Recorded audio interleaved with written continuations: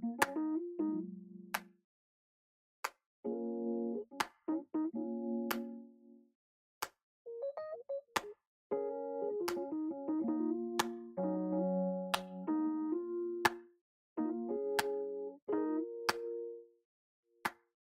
you deposit securities.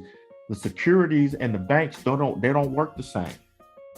They're totally different. They go off of the brokerage account go off of asset value. You see, banks go off of transaction value. You see what I mean? Through those transactions accounts, which are deposits. So if you have $500,000, right, and say you want to buy a $50,000 vehicle, right? You can take your stock.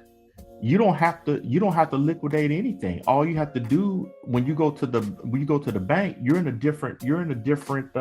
into a different room than what regular bankers do, right? Where regular customers go in. You go into the private banker section. Now they're going to assign you a private banker when you have that type of value.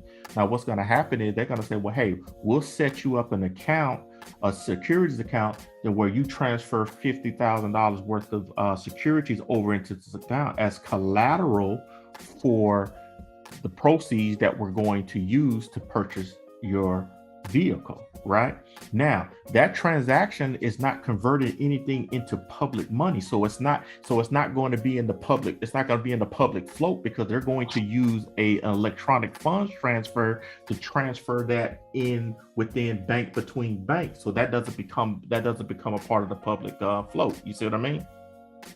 And that's what you see what I mean? Because it's like, if people have money and and they don't, they say they cash their check and they keep that money, then now you have that X amount of that money in the money supply. So that money supply, you don't want that to be in the public. So you're using an asset backed by an asset to buy a hard asset that you're using in the public.